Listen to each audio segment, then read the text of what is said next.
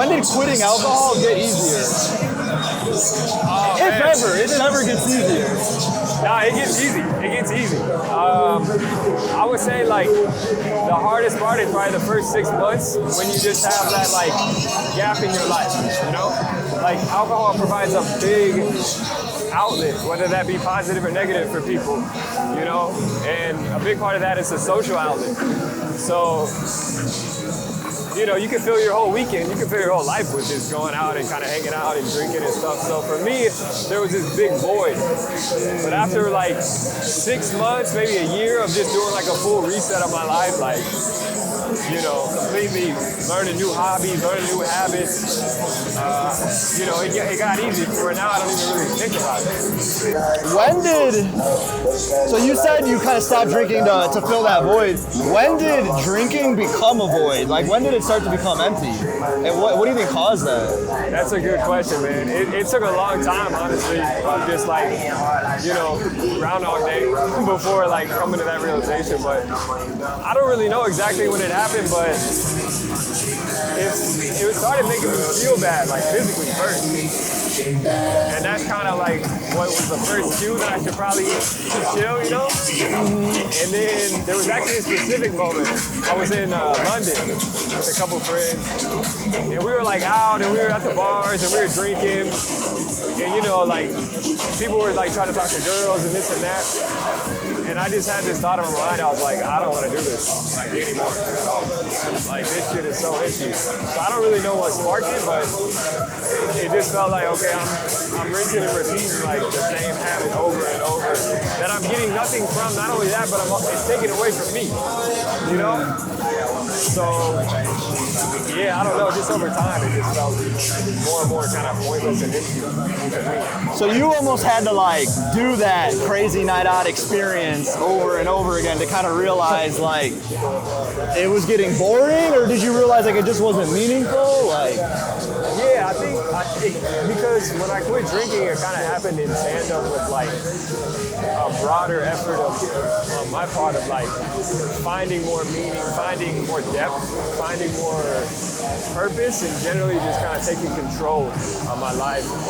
And quitting drinking was just kind of one aspect of that. And so, yeah, that was just like I said, one of the ways that I just kind of said, you know what, like, I'm doing something that I don't want to do, and I'm doing something that other people want me to do, you know? It's like, okay, I'm not coming out this weekend, guys. What? You're not coming out? You're not going to come drink? Like, you know, I was kind of drinking at a certain point just for, like, obligation. Just to, like, have something to do. Just to have friends, just to, you know, talk to the girl, whatever it is. Like, so I just felt like it was a bunch of external bullshit that was telling me to drink. And internally, I was like, I don't even want to go. You know, so again, it just goes back to like this broader effort to like take control and do what I want to do. One thing for me that like I felt the same way, like it was empty, but the thing that's so good about drinking is like that camaraderie you have with the guys you're drinking with, you know? Yeah. And it's like a lot of times you've never had camaraderie like that with the same group of guys if it wasn't through alcohol. Like that was like a key component to the camaraderie every time. And when even though you know like drinking isn't it, it's like, yo, but I love this though. And so I feel like when I first started to try to, okay, I want to try to do something else other than drink with the boys, my big question was like, what do I do with the boys though? Like I know I still want to like have the crew. And so my question for you, and it's like especially you being the owner of the men's club, it's like I sound like I own a strip club. How do you navigate like making guy friends, like just making like still having boys without drinking? Like is that easy for you? Is that why you created this men's club? And are you still getting that same level of satisfaction of the camaraderie? Yeah, that's a really good question, man. Shout out to Zero, by the way. That's a really good question, man. Like, I think one of the big voids that I found when I quit drinking was that like male connection, that masculine kind of camaraderie that you're talking about. Yeah. And for me, yeah, I just sought it out in different ways, you know. And those ways aren't quite as like accessible necessarily at first. They require a bit more like vulnerability. You know, because like anyone can go to the bar and like hammer 10 beers and then start a conversation with a you know, Right. whoever. It's like a shortcut to vulnerability, damn near. Right. It's easy, and you know, and that's fine. But like, yeah, just finding other ways to get that need met, because that is one of the needs that we have. You know, connect with, you know, our guys, our brothers, and stuff like that. And you know, when you have that void, you really feel it. It really sucks. And so yeah, that's definitely, to answer your question, like that's definitely one of the reasons I started the men's group. Like, you know, it's a huge benefit of being in like martial arts, for example, where I feel like there's a lot of camaraderie. And yeah, so just seeking it out and realizing that it's going to take a bit more effort, vulnerability, discomfort in general to kind of find that, you know, camaraderie. But you can find it, and it's more fulfilling. Like, it might not be as quote unquote fun and like exciting as like a big night out with some of your best guy friends. 'Cause that's fun as hell. Like, like I won't lie, but it's a slower process. It's not as sexy of a process, but it's way more rewarding to me, and it's way more fulfilling. And I'm not trying to sound like a fucking, you know, be on my high horse like, oh, you're bad if you drink, I'm good because I don't know. Not at all. Like, I drank for fucking however many, you know, over a decade and been there, done that. But like, yeah, man, it's a lot more fulfilling for me when I walk away from like a good men's group meet that we have, you know, or like a good, you know, training session in the Muay Thai gym, or just a good conversation, like going out walking on the trail with like one of my guy friends. I walk away feeling more filled up than when I got there, whereas with drinking, I walked away feeling just drained, you know? So it's this weird paradox of like, it's not as fun or sexy necessarily, but it's a lot more like joyful. Yeah. You know? Wow. Hey, one thing I forgot, can you tap the back of that black light to turn it on? Oh, shit. There you go. There we go. Perfect. Wow, I need to let that soak in. Adds energy. Yeah, you know, I feel the same way. I was reflecting on like how I was showing up when I was drinking with the guys, and it's like, I felt like, yeah, I was giving so much energy and I was drained for days after. How long have you been sober for? I've been sober for 2 years, man. Just over 2 years. How do you meet girls without drinking? How have you navigated that? That's a great question, man, because that was also one of my big like lies I told myself, or you know, false beliefs I told myself, at least before I quit. And one of the things that kept me from quitting for a while, like, not only was I saying, oh, I'm not gonna have friends, but I was saying, how am I gonna like meet women, go on dates? Because at that time, going on a date was just going to grab a drink. And again, just like connecting with guys over beers is easy. You know, going on a date with cocktails is easy mode, you know? So it's the same thing as connecting with the men and like getting that male camaraderie. I think it's like, it's gonna require more discomfort and more pain and more like facing fears. But again, like if I go on a date and like, I don't know, we go walk at like Memorial Park, we just walk the trail. Yeah. I come away from that like I got some sunlight, I got outside, I moved around, hopefully I had a good conversation, and I feel great, you know? Whereas in the past, it's like I drink 5 cocktails and hope for the best, and then I wake up just like, well, what am I doing? You know, so I think it's the same, but as far as like where do I meet people, I would just say I try my best to like meet people organically, you know, just in public places. I think you're somebody that's really good about, you know, talking to people in public, talking to whoever, men, women, children, just like having conversations in public. So for me, it was like a big process of like overcoming social anxiety and like facing the fucking fear of just like being vulnerable with somebody I don't know, and you know, striking up conversations. The new things that you're doing, are these people sober? Like the new guys you're hanging out with and the girls, like do you require them to also be sober? Man, I'll talk about women first, because that's something I've thought about a lot. Like me being sober, would I only date somebody that's also sober? I think it's kind of like, I definitely don't want somebody that lives the way I used to live, which was like overindulgent and stuff. But like, I've kind of landed on like, if they do it in moderation. They have a good balance in their life. They're interesting in other ways than just like going out. Then I don't mind if somebody, you know, has a few drinks here and there. And same with men, like to be friends with guys, like I'm still friends with some of the guys that I used to, you know, drink a lot with. And, you know, shout out to those guys that have like stuck around through my transition to quit and to get on some other stuff, you know, because there's some friends of mine who I used to drink a lot with who we'll go walk Memorial, you know, we'll go do yoga, we'll go grab coffee, we'll work out, whatever. So, you know, people like, if they're watching this, you know, Robbie, Jason, Azar as well, who's sober now.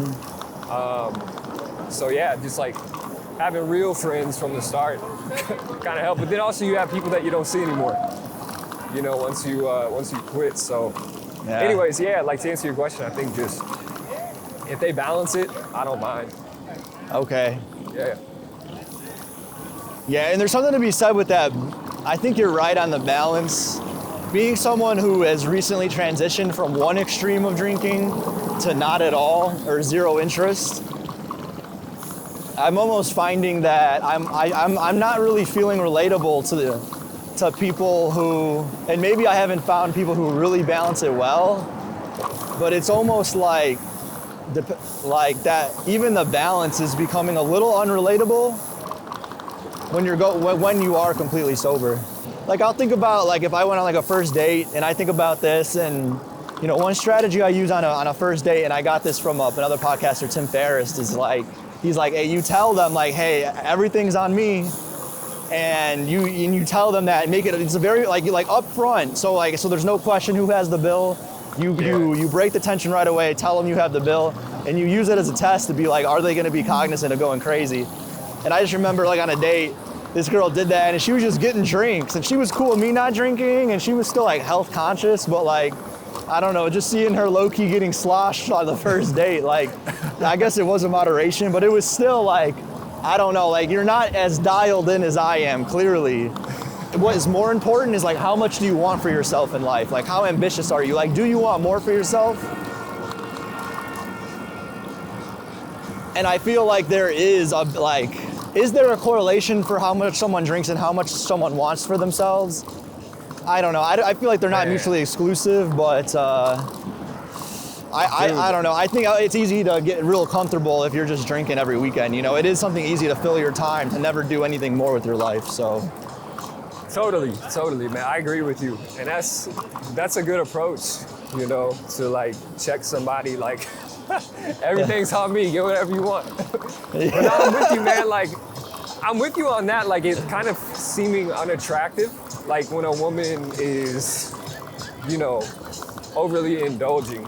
Since I've been sober, I was talking to a woman, and we were talking for a while. She was a very good girl, very sweet girl, and and we were at I think I told you this actually. We were at like a concert. Long story short, I saw her kind of get a bit too like fucked up, you know, like a bit too fucked up. Easy to do, especially at a concert. Easy to do, right, in that environment. And man, it was very like, it was unattractive. Like just seeing somebody that can't really, you know their limits, can't say no, you know, it needs to be taken care of. It's like, that's a red flag, man. Like, that's not somebody I want to spend a lot of time with in the future. Like, you know, you can't say no to, you know, your friends offering you this and that.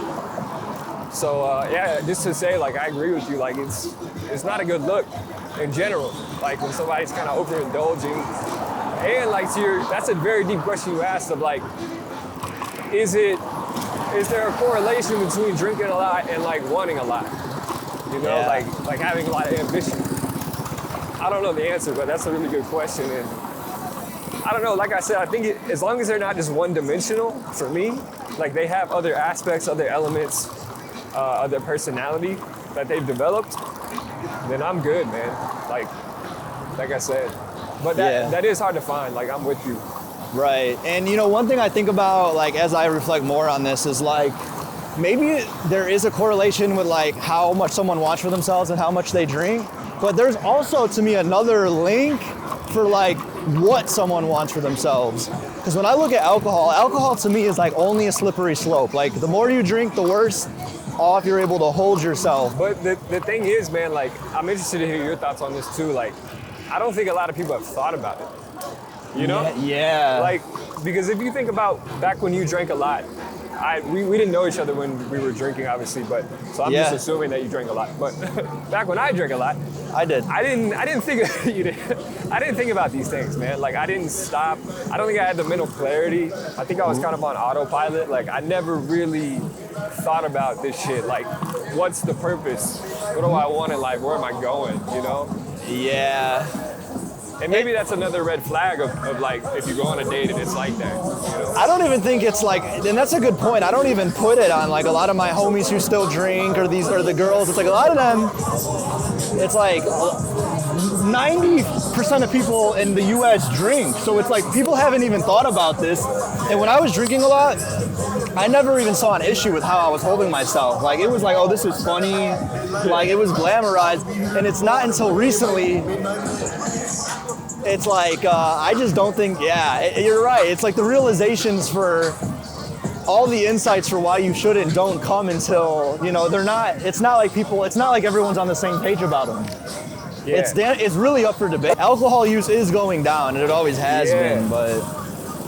Yeah, honestly, like I think that's another positive that came out of the world kind of slowing down and pausing. Like, for me, it was huge to just be like, wait, what was I doing every week and every weekend? Like just working 60 hours through the week, coming home exhausted, you know, at night, and then getting hammered on the weekend. Like, what the fuck am I doing? Like, I think while COVID fucked up a lot of people, like... What do you look for in a partner? Like, what do you think makes a good relationship? Whether green flags, red flags, what are you attuning to? There's a few, like, kind of deeper things that I look for, like... one is, like, do they value the role of a man, you know? Do they value my role in the relationship? Because there certainly exists people out there that don't really see the value in it. And I think that kind of causes problems in the relationship. So I look for that, and hopefully, like, the thing that kind of facilitated their perception of that value was them having good male role models growing up, like maybe their dad, maybe they have some brothers or something. Hopefully, also someone who's kind of done some of the deeper work on themselves. You know, like they don't have to go to therapy every week, but hopefully they've done some investigation of like their fucking past and their self-limiting beliefs and shit like that. Like, and hopefully they can like have the growth conversations and stuff like that. And then also like someone who can have hard conversations. You know.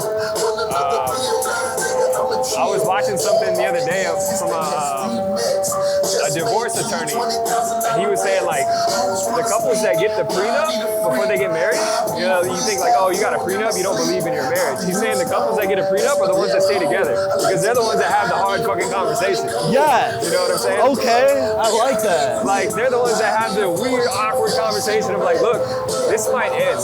Like I love you very much, and I hope we're together forever. But let's be real, like 60 whatever percent of marriages end in divorce, and like we're not perfect humans, so what are we gonna do in that scenario? And they have that kind of difficult conversation, and therefore that gives like more, integrity to the relationship. Okay. So, anyways, long story short, like they kind of respect the role of a man in the relationship. They've done some work on themselves, hopefully. They can have hard conversations. I would say red flags are like, things we talked about, overly indulgent, kind of cynical about the world, dismissive of, men in general. Trying to find a partner that always wants to be bettering themselves. One thing that I've had such an issue with is the person is bettering themselves when we're like trying to attract each other.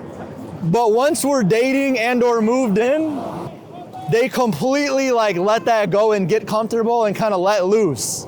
Finding someone who's not gonna let loose once you like lock in with them or move in with them is finding someone that has their own thing to do. Yes. So finding someone that can do their own thing without you there. Because that's the one piece that was missing and my Ooh, partner yeah. to let loose. Yeah. It's like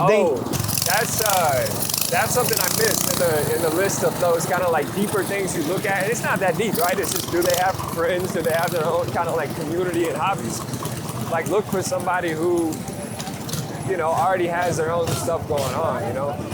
So they're not, like, I don't want somebody whose sole purpose in life is to get married, you know? Right. Like, That's where they peak, is like wedding day. Exactly, They wedding peak. day, and then it's just like, let yourself go. I mean, it's the same thing as like the guy getting fat. Once like the guy gets the hot girl, you see that like the couple in public, it's the fat guy and the hot girl. Yeah. He got her, then he let himself go. That's It's what the same. happened? That's how I that think happened? So. I just thought dude had money the whole time. Dude had paper from the jump. Wow. Nah, but it sounds like that's kind of what happened to you a couple times. This is sick, dude. I feel like we're on motorcycles. Let's go. Like in that like the uphill? world's biggest motorcycle game. Bro, that uphill battle where people were just like getting off and walking the bikes Oh, and we're yeah. just flying. Yeah. Like, it feels so like we're cheating. I was like peasants. Nah, I'm just joking. I'm just joking. No, I was not like that. Oh, but no, I was gonna say, I was gonna ask you, like, you know, you get the partner, you won, and then you kind of just let yourself go. So is that like, having experienced, been on the other end of that, is that what you've like concluded, like to avoid that happening again? Is that the kind of thing you look for? Like somebody, is that the solution, right? Like somebody who has their own shit going on? It is, I think they have to have that, because I feel that, like, look, I know how hard it is to, I'm sorry, my bad. I know how hard it is to, like, once you have the perfect relationship and you have like a nice house and you're living comfortable, it is hard to like stay disciplined. And what kept it for me is I had those ambitions, those, you know, I was always like, I was doing helmets for Houston, or like I had things I wanted to achieve, but I noticed that wasn't in the other person. And it's like, if they don't have those ambitions to want to do some external community positive world impact, then, I mean, why wouldn't you just, you know, just just pig out, or I don't know, like, so yeah, so that is what I'm looking for now, and I think that's what it is like, can you do your own thing without me there? And so, yeah, I mean, I'll just be vulnerable right now. I'm trying out like a long distance relationship. It's not a relationship yet, but I'm like talking to someone who's potentially long distance. Yeah. And it's a good sign, because I'm literally not, I'm on the other side of the country. So like, are you doing your thing, you know? Like, You gotta be doing your thing, yeah. and I will say I've had a good sign where they're like, oh yeah, like, I ain't ever trying to get comfortable. Like, if you get comfortable, I'm dropping you, damn near. And it's like, at first I was almost like, oh, and then I'm like, but actually, like, no, me too. Like, you know, like, it is true. And you know what? That made me realize, going back to a point I think we've talked about earlier, is like, love in a relationship should be conditional. Should be conditional. Whether it's staying faithful, whether it's holding yourself to a certain standard, you know, it's like, you know, you should have someone that wants to hold themselves to a high bar. They want to look good. And so anyway, yeah, that's what I'm looking for. But it is a slippery slope. Like, I don't want it to be too conditional. You know, I don't know. Like, it's like conditional, but for the right reason. Right. I guess that's the difference. Flexing the gear. We got a lot of gadgets on us, you know. Yeah, too much flexing But of the gear. don't run up, because we got mace, motherfucker. Yeah, right. So how much was it? That's all, like 10, 20 bucks? Yeah, Radio Shack. Dog. Yeah, that's that Radio Shack. Shout out Radio Shack. Sir, brought to you The by. sponsor of this podcast. Okay, so I want to jump topics, but we've been on this topic for a minute, and it was great. I want to talk about your business, man. So you can just give me a little rundown of like the business that you have, what it is, where you're at with it. Like, I guess you could even maybe frame it up as like, if your business was in a book, like what's the name of the chapter? You know, however, whichever angle you want to start from there. But where are you with your business? What is it? Yeah, appreciate it, man. It's I started a business called Ox Brew, and basically the goal of it was to provide like health improving beverages. Like, I think a lot of beverages take away from your health. Like we were just talking about, sucralose, bullshit, whatever, all this stuff on the ingredient list. But I wanted to basically combine supplements with drinks. So like I noticed that I had done a shit ton of research on like things that you can take to improve your sleep because I was having a lot of sleep troubles. So I had all this knowledge about like what works, what doesn't, and I found like, you know, what really worked, at least for me. And so I wanted to make a sleep beverage out of that, you know? It's like, so instead of people taking like melatonin or drinking some like unhealthy shit before bed, they can drink something that like tastes good and like actually helps them sleep. And then other beverages like they have ashwagandha, lowers stress. Did a mushroom coffee, you know, which is lion's mane, mushroom with coffee. Just stuff like that, man. So that was kind of the goal. It's a fucking struggle, I'll be honest with you. Like Okay. I've kind of been at this weird place with it. Like, is it worth continuing? You know? So I don't know. Like I've taken some time away from it, to be honest, in the past like month or two, just to like really disconnect from like the in the weeds stuff and like think about bigger picture. Like what do I want? What do I want to do? Yeah. Because I got some other things going on in my life, like thinking about moving, thinking about doing something abroad, and like, is that gonna jive together, you know? Sure. And you can always start something else. Like, I hate to say it, like, I know like entrepreneur content is all about grind and never give up and shit, but if something's not working, you can always start something else. What do you think about that, man? Because I know you've been delving into entrepreneurship. You've got your business and kind of prototype that you've been working on. What do you think about like, look, if I get to a point where it's like I'm not selling shit or I'm not enjoying what I'm doing, just like I was in a corporate job. Yeah. Do you pull the plug or do you put your head down and, you know, like, what do you think about that? Yeah, you know, one thing that I heard I really like, it's from Rick Rubin. He says that sometimes the best way to engage is to disengage.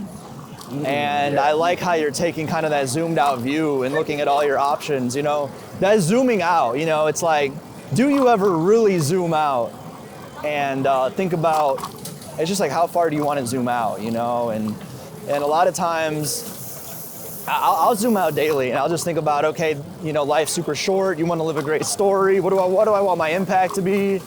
You know, if I were to have a gravestone, what do I want written on that gravestone? Like, who do I want to be next to? And I bring up these like super zoomed out questions because that has been the reason that I've jumped around so much on what I'm doing. You know, I've found a lot of value on switching up what I'm doing, on changing it if I do come up with a better idea. Now, I do realize that because of that, you know, the idea that I have right now, things I'm working on, they're very small, you know, and you know, I don't know if there's a right answer because I find value. Like, I'm happy I didn't stick to my first idea. If I stuck to my first idea, I would be like a video game YouTuber, or I'd be like drinking on YouTube or something, you know? Yeah. And I'm so happy I don't do that because I feel like this is so much more meaningful. It's so much more is where I'm at. At the same time, I recognize that, you know, eventually you do have to stick to an idea to actually make it have an impact. And that's just it. That's just it. At what point do you encounter the tumultuous period that's inevitably going to happen with growing anything and say, fuck it, I know there might be a more attractive idea. Like my friend's over here doing drop shipping. He's making $10,000 a month. Yeah. And that shit's easy, in theory, right? But like, at what point do you fucking not pull the plug, right? And persevere through it. Not to cut you off, but I'll say this, like one thing I've heard recently, which I really like. Alex Hormozy or whatever? Yes, Hormozy. Oh, yeah. One thing I got from him is it's like, if it's not a $1 billion idea, it's not worth your time. Oh. And using that bar for what I've been doing has changed even the direction of the helmet that I'm currently prototyping. I want to make my own helmet. Because at first, for example, I was able like, I could make a really cool helmet, but it's going to be super expensive and accessible by a little amount of people. And I'm starting to, you know, try to think through some supply chain issues where I can make it more affordable, more accessible. And I like that because once you have that bar for an idea, you know, then you can go all in on it. And and that idea takes a lot longer to really carve out. But that's been a good idea that I'm now using a bar to kill any ideas, where if it's not worth $1 billion, not worth my time. That's a great quote, man. Yeah, that guy, Hormozy, he's good. He's full of good shit. Yeah, I'm reading a couple of his books. I actually ordered my mom one of his books today. Oh, really? Trying to put my mom on. Yeah.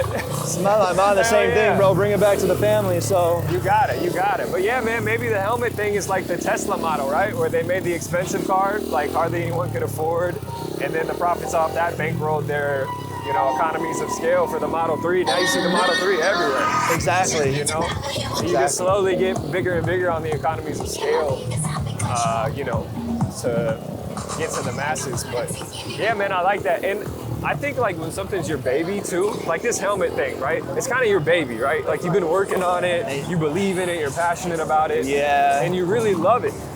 And it's like, if you were to have to consider giving that up, that's how I feel about Ox Brew. Like, it's my baby. It was my first LLC I started. Like, I really believe in it. It's health. It's aligned with my values. Like, I think it could help a lot of people.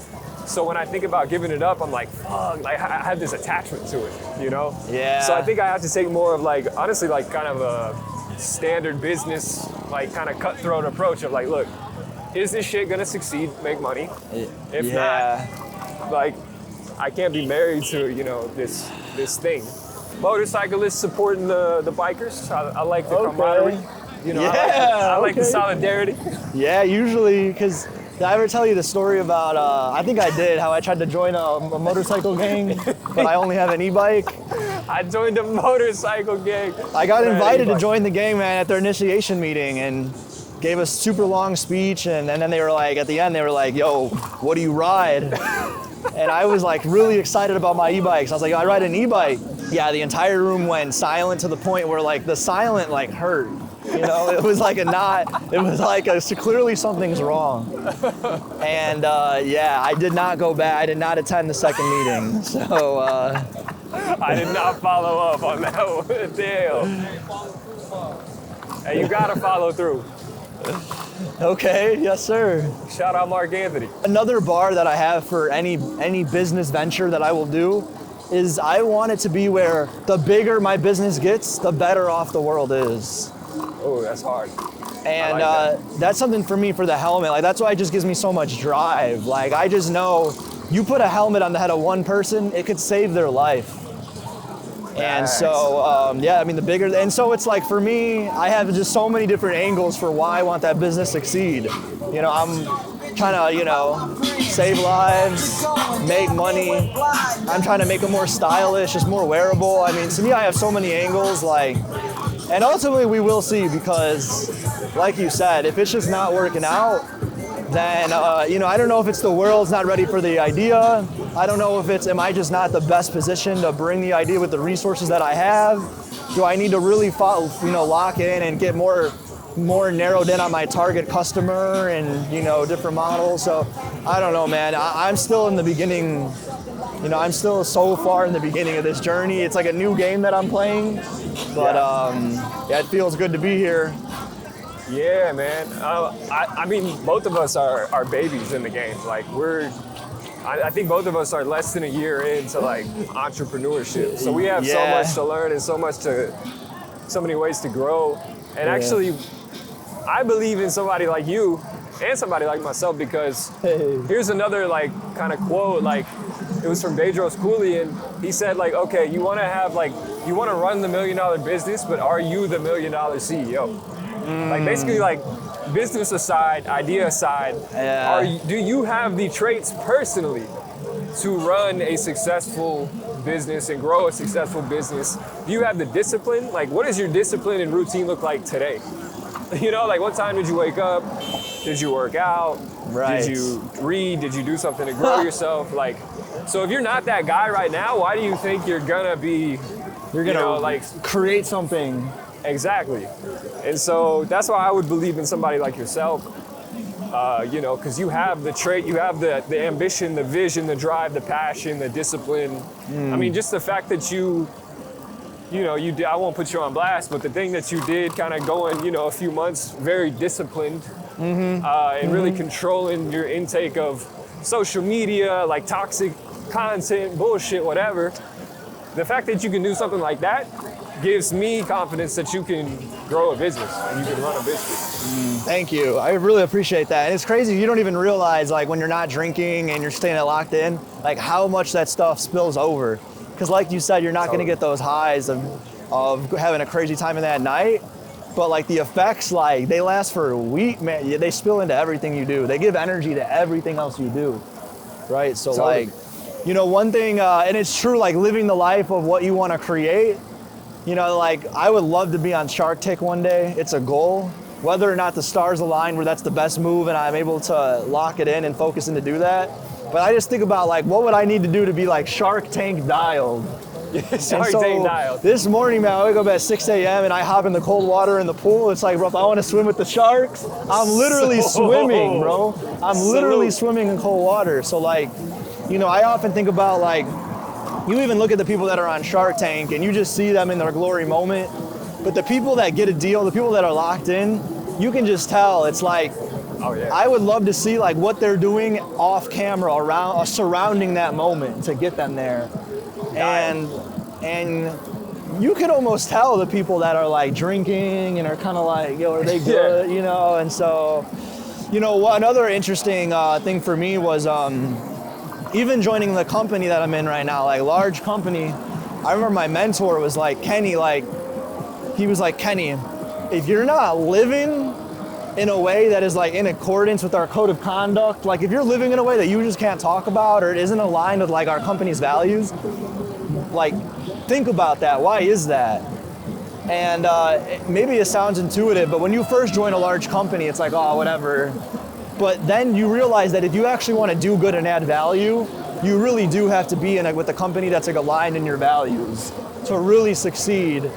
And I have found that, I don't know if I have changed because of that. Like, you know, I think my company that I'm in, they're a big safety culture, and now I'm working on making a helmet. You know, it definitely did spill over into who I was, but I think it was for the better. Just the people, like, you spend more time with your coworkers than you spend with your family, with your friends. Like, you spend the majority of your life, you know, with it, for better or for worse. So those people that you're around, if they're a good influence, if they're driven, ambitious, like, motivating you to grind and just live better, like, I think that's great, man. I think, just the people you're around have a massive influence on you, and it sounds like for you, like, you're in a place where the values and the people are kind of, like, encouraging you to do more and do better. Yeah, no, and I appreciate that, by the way. I really do. So, I mean, we're kind of on the topic of, like, your external environment influencing you. You just got back from Europe, right? Like, how long were you in Europe for? Were you in Europe? I was. Yeah, okay. I was in Spain and Portugal for 2.5 weeks. Portugal. Yeah, it was amazing, man. Does Spain or Portugal, do they have anything that, like, they do better than the U.S.? Oh, it's fucking everything, just about. Everything. I mean, everything except money. Everything except, like, it's funny, we were talking to some, like, university students in Portugal, and they were saying, like, yeah, like, Portugal, we have it all. Like, our whole country is basically either mountains or beach or both. We got nature, we got beauty, we got the food, the people look good, like, the weather's good, like, we have it all, except we have terrible salaries, is what they told me. They said, like, we make $1,000 to $1,200 a month is, like, a fucking pretty good salary. Okay. And it's funny because they were asking me, like, okay, because they were nutrition students, they were studying nutrition. They were like, if we graduated in the US, what would we make a month? Yeah. And I was like, okay, I'm just gonna assume, like, they live in Houston, they graduate from U of H, and they're gonna make, like, I don't know, $55,000 a year. Starting, that's reasonable. Maybe they could make more. I was being kind of conservative. And right. I showed them what that would be a month, like, after taxes, and they lost it. Yeah, they lost it, like, so that just, like, showed me, like, okay, that put it into perspective, like, how lucky we are. Mm-hmm. And my buddy was just, when I told my buddy this the other day, he was like, yeah, we fucking still complain, you know, we're like, oh, my job, this and that. Right. But anyways, I think the U.S. does, obviously, like, we get paid a lot in general. If you're, like, have a degree, you have a decent job, you're gonna get paid a lot. But I think Spain and Portugal both do work-life balance a lot better. I think the culture is better. It's more kind of, they obviously are just an older country, so they have like at least a longer history, if not like a richer history. Yeah. And then the food is obviously amazing. Is the food better there or here? It depends, right? Because like in Houston or in like a New York or something, like the diversity and the variety is like unmatched. More variety. You know what I'm saying? Okay. Like you can go get some like amazing Thai food and the same day have some amazing like Honduran food or something. You know, like you can just go all over the world here. So given that you've been to developing countries and you had that perspective of like how lucky we are in the US, do you have any constant exercises of like gratitude or any framing exercises that you'll constantly do to remind yourself of how good we have it? Definitely going to third world or developing countries gives you that perspective. Like every time I get home from one, like that's the first thing I say. I go, man, we have it so good. Like just to have like a hot shower with good water pressure and then like a comfy bed, you know, I'm like, that's a fucking game changer. Like, you know, like I think I went months in like Colombia, Peru, Chile and stuff, like of not having like just those little things, right? And so I think honestly going to ideally living in a developing country should be a requirement for everybody. Because man, after being there and you see like the kind of entitlement and like lack of gratitude here, it's like it's a different world, man. But yeah, I do have a gratitude practice I do every day. The way that I'm able to get it done every day is I just stack it with a different kind of activity. Like I do it after I work out. So that way every time I work out, I do a gratitude and it just gets done. But yeah, just taking inventory, like what am I grateful for? Yeah, honestly, I think it's a great thing. Excuse me. I just wanted to give a friendly encouragement to put a helmet on baby. That'd be crucial, yeah. I know, yeah, they are not comfortable, but I just wanted to be safe, you know. You're welcome. We out here spreading positivity. All right, bro, that's the ride, dog. So I think we ended on a good place with the gratitude exercise. So ultimately, CT, I'm grateful to talk to you, bro, to be on this ride with you. Likewise. Thank you so much, man. Thank you, brother. And before we end, I just want to say what I said before we started the podcast. I respect the hustle, and I'm impressed and inspired by you doing the podcast, doing the helmet company, you're doing a lot of dope shit, man. So I love it, man. Thank you. We'll keep it locked in, bro. Let's keep it going. We dial. Thanks, man. And this is the background music? Right. We in a music video. Yeah. Perfect way to end. The most gangster.